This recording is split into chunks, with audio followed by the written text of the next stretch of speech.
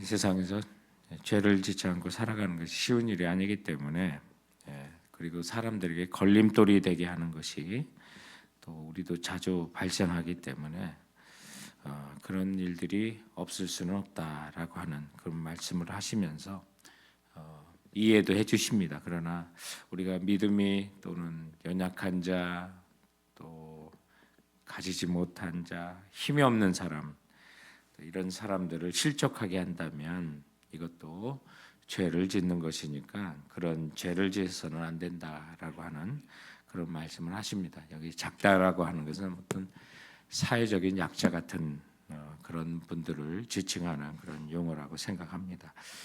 그만큼 우리가 다른 사람들의 또 낙심하는 거나 상처받는 일을 조심하라고 말씀하시고, 또 형제 중에 누군가 죄를 범하여 책망하고 하면서 또 경고를 하지만, 그러나 회개하면 언제든지 용서하라고 말씀하시는데 그 횟수가 하루에 7번이라도 죄를 짓고 찾아와서 회개한다고 말하면 거침없이 용서할 것을 말씀하고 있는 것입니다. 7이라고 하는 것이 끝없는 숫자라고 할 수 그런 말을 하지 않습니까? 그렇다면 그 숫자에 제한을 두지 말라고 하시는 표현으로 이 말씀을 하신 것을 우리는 알게 됩니다. 기껏 우리가 횟수를 정한다면 3-4번이라는 말 쓰지 않습니까? 3번까지는 내가 참는데 3번째는 안 된다. 이런 우리 마음속에 그려놓는 용서의 횟수가 있습니다만은 주님께서는 하루에 7번이라고 하는 그 숫자를 통해서 하루에도 끝없음이라고 하는 그 한계를 무너뜨리고 우리에게 얼마든지 용서해야 한다는 말씀을 하시는 것입니다. 오늘 1절부터 4절까지 말씀은 예수님이 또 자신을 따르는 자들에게 다른 사람과의 관계를 어떻게 가질 것인가를 우리에게 설명하고 있는 그런 내용이 되는 것입니다. 그래서 누군가를 도와야 되고 또 용서를 구하는 사람에게 얼마든지 제한 없이 용서할 것을 말씀하시는데, 우리가 오늘 이 말씀에도 보면 횟수에도 제한을 두지 말고 또 그 회개가 진정 7번씩 계속해서 와서 회개를 한다면 이 회개가 진정 회개인가? 얼마든지 그것을 따질 수 있는 진정성의 여부도 우리는 계산할 것입니다. 그러나 주님께서 횟수도 또 그 회개의 진정성도 따지지 말고 용서할 것을 명령하고 계시는 것입니다. 그래서 정말 지속적인 용서의 경험을 통해서 진정한 회개를 이룰 수 있다는 것을 우리가 하나님 나라의 법칙을 알게 되는 거죠. 우리가 또 주님 앞에 나가 계속해서 용서를 구하고 간구하고 하다 보면 어느덧 주님의 사랑을 느끼고 또 그 풍성한 사랑에 젖어서 우리가 처음에는 온전히 우리의 삶을 바꾸는 회개가 아닐지라도 또 주님 앞에 계속 나가다 보면 우리의 삶이 변하고 또 진정성 있는 그 회개에 이를 수 있다는 사실을 보여주는 것이고, 또 이것이 하나님께서 우리를 어떻게 사랑하시고 또 어떻게 용서하시는 것을 보여줌으로써 때로는 이번에는 염치 없어서 주님 앞에 못 나가겠다라고 할 수도 있는 상황이 발생할 때라도 주님은 언제든지 우리가 조건 없이 횟수의 제약 없이 주님 앞에 나갈 수 있음을 보여주는 하나님의 그 긍휼하심에 대한 선언이기도 하는 것입니다. 그러므로 오늘 우리가 그 사실을 또 믿고 따를 수 있다면 주께서 나를 어떻게 용서하시고 또 어떻게 받아주신다는 사실을 우리가 진정을 알 수 있다면, 성도 여러분, 우리가 이웃을 사랑하는 것, 또 이웃을 용서하는 것, 또 용서를 구하고 나오는 사람에 대한 그 용서는 횟수에 제한 없이, 그리고 그 진정성에 그 유무와 관계없이 용서할 것을 주님은 말씀하고 있는 것입니다. 이것이 주께로부터 한없는, 그리고 앞으로도 용서받아야 할 우리들의 모습, 우리들의 가져야 될 태도인 것을 오늘 주님께서는 알려주시는 것입니다. 자, 이 말씀을 이제 하시고 주님께서는 이제 5절부터 우리가 주님 앞에 나갈 때 참된 믿음을 갖고 나올 것을 말씀하는 내용이 나옵니다. 5절에 보면 사도들이 주께 여짜오되 우리에게 믿음을 더하소서 하니 주께서 이르시되 너에게 겨자씨 하늘 만한 믿음이 있었더라면 이 뽕나무더러 뿌리가 뽑혀 바다에 심겨라 하였을 것이요 그것이 너에게 순종하였으리라 라는 말씀을 합니다. 아마 제자들은 용서에 대한 이야기를 하시는데 자신의 부족함을 아마 느꼈을 겁니다. 주님, 어떻게 그렇게 횟수에 제한 없이 용서할 수가 있겠습니까? 참 우리가 믿음이 없는 것 같습니다. 예수님, 우리에게 믿음을 더해 주소서라고 그렇게 주님께 나온 것 같습니다.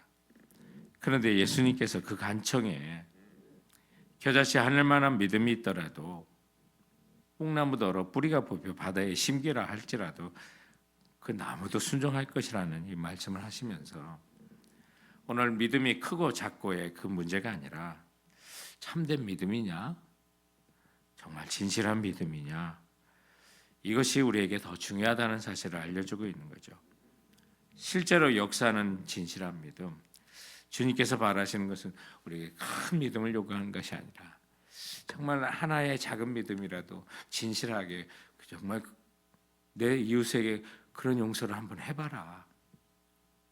7번씩 반복해서 회개하고 나오더라도 정말 그렇게 한번 해봐라. 주님께서 이걸 말씀하시는 거예요. 그럴 때 참 이런 거 보면 앞뒤의 구절과 맞춰서 이렇게 묵상을 하다 보면 아, 이게 진짜 이 뜻이구나 하는 것을 알게 되죠. 용서에 대한 말씀을 하시다가 참된 믿음에 대한 얘기를 하시는데 아, 이게 용서가 정말 큰 믿음이 있어야 하는 게 아니라 우리가 진실한 마음, 진실한 믿음, 정말 역사하는 그 믿음, 그래서 순종할 수 있는 그 믿음, 하나님께서 말씀하실 때 예, 주님 따르겠습니다 하고 그것 그대로 순종할 수 있는 그 믿음을 주님께서는 이렇게 요구하고 있는 것입니다. 그리고 이것은 주님을 따르는, 주님을 예수 그리스도를 주여라고 부를 수 있는 종이라면 이것은 당연한 것이고, 그렇게 했더라도 어디 가서 칭찬받을 만한 일이 아니고 정말 대단하다, 누군가에게 우리에게 그렇게 얘기할지라도 우린 무익한 종입니다. 주께서는 이렇게 선언하라고 말씀하고 있는 것입니다. 오늘 이 이어지는 말씀에 보면 또 이 너희 중 누구에게 밭을 갈거나 양을 치거나 하는 종이 있어 밭에서 돌아오면 그대로 곧 와서 만져서 먹으라 말할 자가 있느냐? 도리어 그대로 내 먹을 것을 준비하고 띠를 띠고 내가 먹고 마시는 동안에 수종 들고 너는 그 후에 먹고 마시라 하지 않겠느냐? 명한 대로 하였다고 종에게 감사하겠느냐?